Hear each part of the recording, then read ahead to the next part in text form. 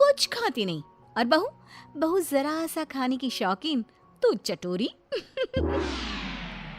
तुमसे कितनी बार कहा है ये सारी चीजें तुम्हारी हेल्थ के लिए ठीक नहीं है। तुम रोज रोज क्यों बनाती हो? रोज रोज कहाँ, कल कहाँ बना था।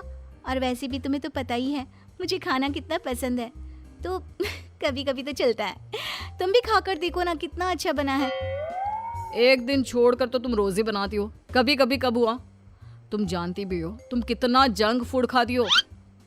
ये जंक फूड कहाँ है, इसे मैं घर पर बनाती हूँ। तुमको नहीं खाना तो मत खाओ, लेकिन मुझे तो शांति से खाने दो। और ये भाषण ना तुम अपने कॉलेज में जाकर दिया करो, यहाँ नहीं। अब इस भूखी औरत को कौन समझाए कि मैं जो बोल रहा हूँ इसकी भलाई के लिए बोल रहा हूँ, ना कि अपने लिए। शाम को, अरे बच्चों कहाँ हो, देखो मैं तुम्हारे लिए क्या लाई हूँ। मम्मी क्या लाई हो? गर्मा गर्म पकोड़े। अरे वाह, पकोड़े। तुम फिर से कुछ ले आई? खुद तो खाती ही हो, ऊपर से बच्चों को भी ऐसा खाना खिलाती हो। दोनों माँ बेटे का साइज बिल्कुल एक जैसा है। मम्मी देखो ना, पापा मुझे मोटा बोल रहे हैं। कैसे बाप हो तुम? कोई अपने लड्डू जैसे गोल मटोल बेटे को मोटा बोलता है क्या? लड्डू? ये लड्डू नहीं, कद्दू है। कद्दू जी माफ कीजिएगा। खैर, बच्चे ये सुनकर रोने लगता है। देखो रुला दिया ना मेरे लड्डू को, बेचारा। ले लड्डू, तू ये पकोड़े खा, हाँ इनको रहने दे, ये ऐसे ही है टेढ़े। शाम को सुरेश के माँ बाप घर आते हैं। ये इतना सारा खाना तूने किसके लिए बनाया हुआ है बहू? माँ जी, ये सब खाना हमारे लिए ही है। आप लोग बड़े दिनों बाद हमसे मिलने आए हैं ना, इतना तो बनता है माँ जी। माँ ये जो बोल रही है ना आपके लिए, वो आपके लिए नहीं है, उसने खुद के लिए बनाया है। माँ जी, आप ना इनकी बातों पर ज्यादा ध्यान मत दीजिए, इनकी तो आदत ही है मजाक करने की। आप खाना खाइए ना। बहू खाना तो बहुत अच्छा बना है, एकदम चटपटा। लेकिन हमारी उम्र में लोग चटपटे से ज्यादा सादा भोजन खाना पसंद करते हैं। ये सही बोल रहे हैं। वो क्या है ना बहू, हम लोगों की उम्र में ऐसा खाना पचने में बहुत टाइम लगता है, नहीं तो ऐसा खाना कौन ना खाना चाहे। तो माँ जी खाइए ना, एक ना एक दिन सबको जाना ही है, तो खाकर क्यों ना जाया जाए। अरे ये तुम क्या बोल रही हो, होश में तो हो। अरे एक दिन सबको जाना है तो क्या सड़क में गाड़ी के नीचे लेट जाए? लगता है खाना तीखा बनाते बनाते बहू की जुबान भी बहुत तीखी हो गई है। बहू सोच समझ के तो बोला करो कि क्या बोल रही हो। माँ जी, आप थोड़े दिन और रुक जाइए, मैं आपको रोज ऐसा खाना बनाकर खिलाऊंगी, फिर तो आपका पेट भी इसकी इजाजत दे देगा। बेटा लड़का है, बहू ऐसा खाना खिलाकर मेरा पत्ता जल्दी काटने का सोच रही है। भगवान बचाए ऐसे बहू से। ठीक है माँ जी, लेकिन थोड़ा खाना और तो लीजिए। नहीं नहीं बहू, मेरा बस हो गया। और ससुर जी आपको तो लेना ही होगा। अरे नहीं बहू, रहने दो, मेरा भी बस हो गया। वो क्या है ना, मुझे डॉक्टर ने आजकल कम खाने को कहा है। अरे पूछना बंद करो, तुम्हें समझ में नहीं आता। वो इस खाने को खाना नहीं चाहते। ये खाना हम ही क्या, अगर कुत्ते बिल्ली को भी खाने को दोगी ना तो वो भी ना खाए, इतना तीखा है। तुम तो अपना मुंह बंद ही करो। तुम लोग नहीं खाओगे तो क्या हुआ, मेरा प्यारा बेटा जरूर खाएगा। इतने में बच्चा दौड़ कर आता है। लो आ गया, शैतान का नाम लिया और शैतान हाजिर। खिलाओ इसको और गेंडा बना दो।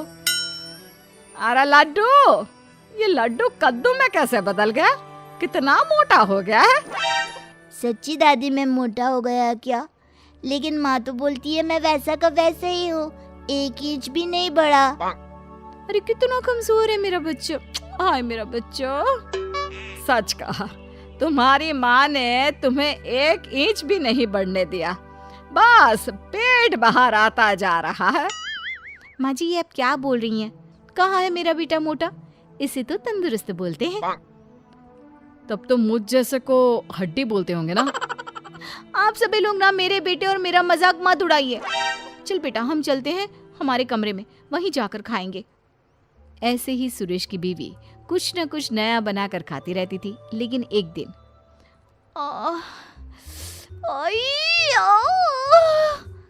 क्या हुआ, क्यों नाटक कर रही हो? अगर तुम मेरा ध्यान अपनी तरफ खींचने के लिए ये सब कर रही हो तो। नहीं जी, मुझे सच्ची में बहुत दर्द हो रहा है, इतना दर्द जैसे पेट में आग लग गई हो। क्या सच्ची में? क्या खाया था? आग पेट में लग गई? कैसे? मैं दर्द से परेशान हूँ और आपको मजाक लग रहा है। मैं ये दर्द नहीं सह पाऊंगी, मुझे डॉक्टर के पास ले चलिए प्लीज। पागल, डॉक्टर के पास नहीं, तुझे तो किसी खाने के ठेले में खड़ा कर देते हैं। क्यों? वहीं जाकर तुम ठीक हो जाओगी। सुरेश अपनी बीवी को पास के हॉस्पिटल ले जाता है और उसे दिखाता है। डॉक्टर जी, क्या हुआ है? मेरी बीवी को ऐसा क्यों लगता है जैसे उसके पेट में आग लगी है? कहीं ये। पति डर सा जाता है, लेकिन तभी अरे नहीं नहीं, कुछ नहीं। वो क्या है ना, लगता है आपकी बीवी कुछ ज़्यादा ही तीखा खाना खाती है। अब आजकल की औरतें कहाँ ऐसा खाना खाती हैं, लेकिन अब इसी के कारण इनके पेट में इन्फेक्शन हो गया है। अच्छा, तो डॉक्टर ये इन्फेक्शन सही कैसे होगा? ये तो तीखा खाना छोड़ ही नहीं सकती। नहीं छोड़ सकती तो क्या होता है? अरे भैया, इनको तीखा और बाहर का खाना बंद करना ही होगा, नहीं तो ये इन्फेक्शन फैल गया तो अच्छा नहीं है, इसका ऑपरेशन करना पड़ेगा। फिर तो ये गजब सा फिगर है ना भाभी जी का, वो अम्मी जी जैसा हो जाएगा। बाकी भाभी जी की मर्जी। नहीं नहीं, मैं मोटी आंटी जैसी नहीं बनना चाहती, पर डॉक्टर साहब, अच्छा मैं ये सब खाना छोड़ दूंगी। पति डॉक्टर को देखता है और फिर, तुमने सुना डॉक्टर की बात? तुमसे कितनी बार कहा मैंने, लेकिन तुम नहीं मानी। अब कर दी ना अपनी तबीयत खराब, और खाओ तीखा चटपटा खाना। तुम अब चिढ़ाओ मत मुझे। अच्छा तुम ये डॉक्टर से पूछ कर आओ ना कि हफ्ते में 1 दिन खा सकते हैं क्या?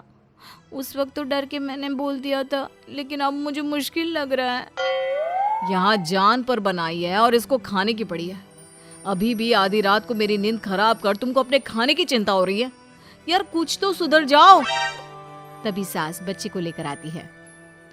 बेटा, ये छोटू भी पता नहीं क्यों पेट पकड़ कर बैठा है, जरा देख ले। अब इसे क्या हो गया? माँ, मुझे तो डर लग रहा है कि कहीं इन दोनों का ही ऑपरेशन ना करवाना पड़ जाए। अरे पर तू पैसे कहाँ से लाएगा? वैसे बहू के गहने हैं ना, उसे बेच सकते हैं हम। नहीं नहीं, मेरे गहनों की ओर ना देखना, मैं वादा करती हूँ, मैं चटोरे खाने